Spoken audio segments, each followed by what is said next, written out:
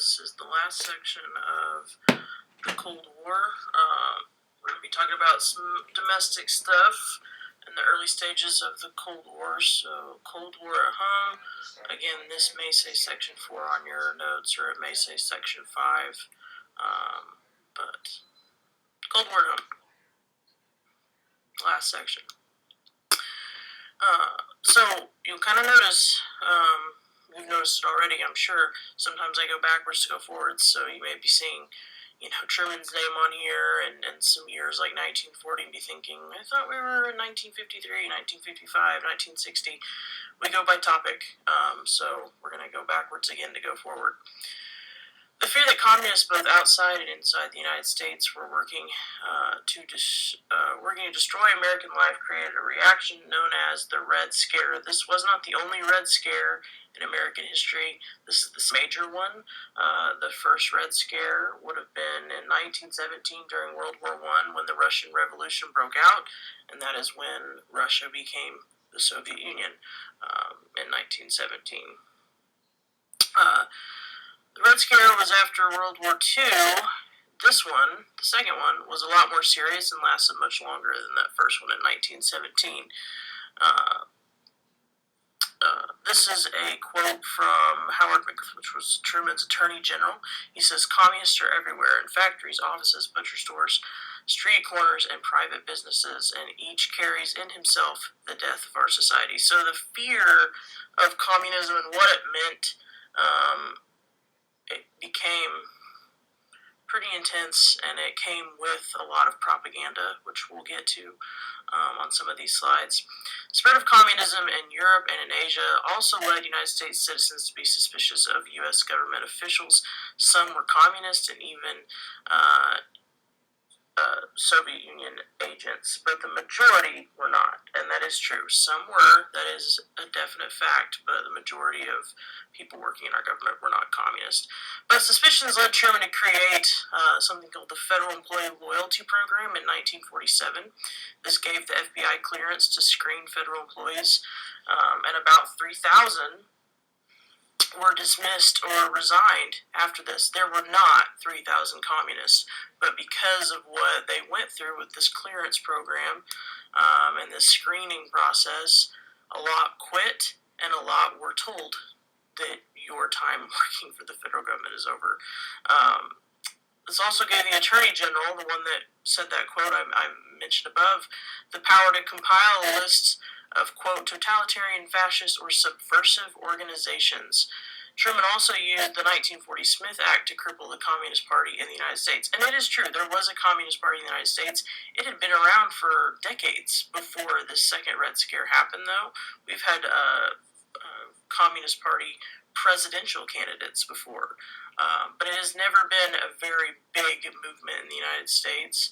It's never had a significant foothold, as you would imagine, like the Democratic Party or the Republican Party does.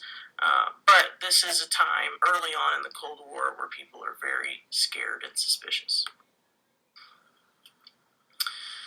In 1938, the United States House of Representatives created something called a HUAC, or the House Un-American Activities Committee. Their job was to investigate possible subversive activities by fascist Nazis or communists. So this is still during World War II when this is created, early in World War II, right? They targeted several organizations and industries after the war. So most famously was the movie industry. We're going to watch some stuff about this in the next few days. Some people that went through some of this stuff in HUAC hearings. The Hollywood 10, a group of writers and producers, asserted their Fifth Amendment right. So if you were to say in court, I plead the Fifth, it means that you do not have to answer that question. So that's what it means when you read that someone asserts their Fifth Amendment right.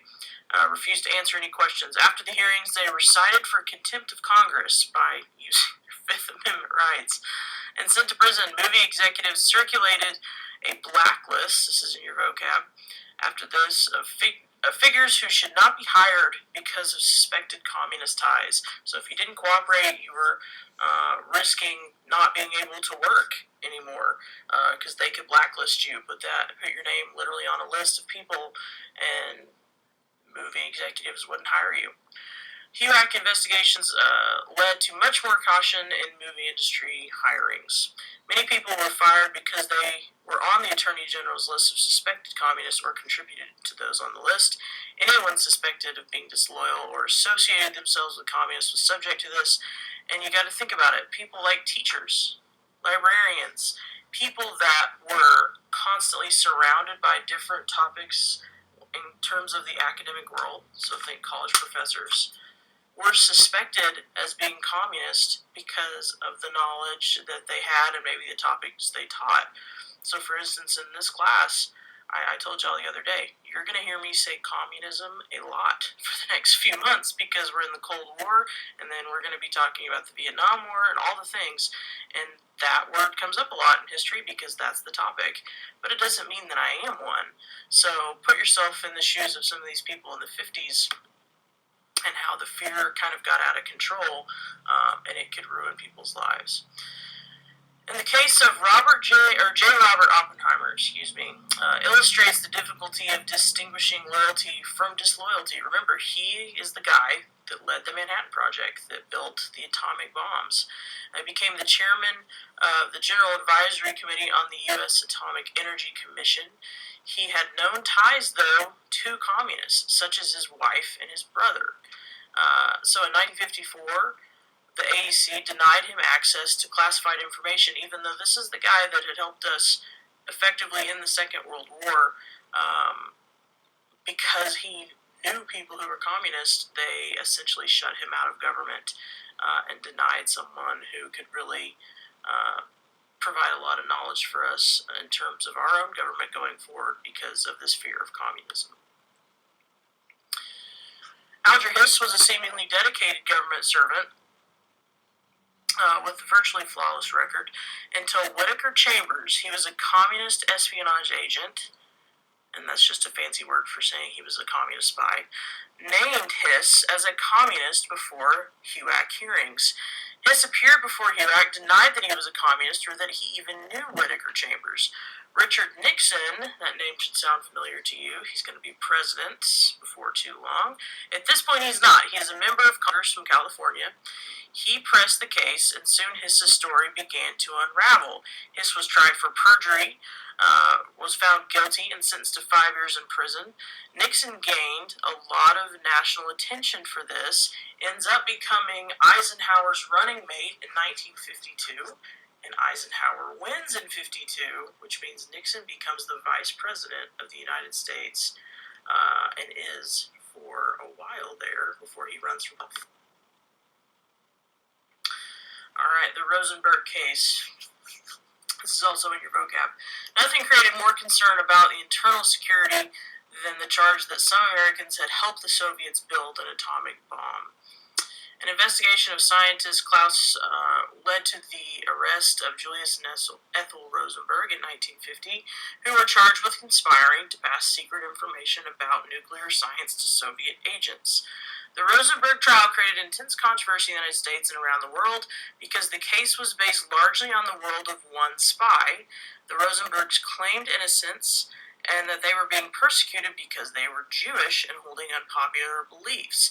Both were eventually found guilty and sentenced to death, electrocuted after just 26 months on death row. They believed by many that the harsh punishment they received was not for cooperating and not for naming other communists. We're going to watch some stuff about them too. In February of 1950, Joseph McCarthy, he was a little-known senator from Wisconsin, and he makes a speech in West Virginia. He charges that the State Department is infested with communist agents, and then he waved a piece of paper around, claiming that he had a list of names of State Department employees who were actually secret communists. When he was challenged to give specific names, McCarthy changed his story, saying that he had 205 security risks.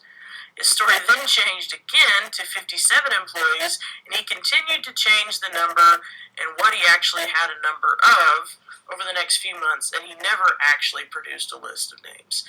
At the time that he made his original claim, in February of 1950, he had just finished his first unimpressive term in office. He was up for re-election, and he wanted attention and to grab the public's I'm trying to find a better word than attention. He wanted to be notable. He wanted his name to pop up in conversation. He claimed to be a communist hunter, and early in the Cold War, that sounded like someone that we needed to have in office. So he gets reelected. And in the next 4 years, McCarthy puts forward his own brand of anti-communism, which we call McCarthyism, and it becomes a catchphrase for extreme and reckless charges, usually with absolutely no proof. However, making his outlandish claims, McCarthy did more to discredit legitimate concerns about domestic communism than possibly any other American at the time. McCarthy became a chairman of an investigations subcommittee. Merely being accused by McCarthy caused people to lose their jobs, destroy their reputation, essentially put you on a blacklist if you were accused of being a communist by Joseph McCarthy. As McCarthy became more power-hungry and more confident, with no right to feel that way, he attacked larger targets. He ended up accusing the former Secretary of State, George C. Marshall, who created the Marshall Plan, which we talked about in the first section of these notes. So the guy that helped countries avoid becoming communist by sending them aid, he's going to call him a communist. So you can see the kind of proof this guy's working with, right? In 1954, McCarthy went after the United States Army. So he's feeling pretty proud of himself here. Claiming it was full of communists, the Senate decided to hold these trials on television, and American people were able to see firsthand how silly McCarthy was, how he tried to bully the witnesses, to twist their words around, how he just enjoyed being in the spotlight. By June, McCarthy had lost most of his support, and the Senate formally censored him for his actions. McCarthy's downfall and the end of the Korean War was kind of a signal end of that second Red Scare. Okay, that is the end of these notes. I am going to post some videos that go along with these, with this section.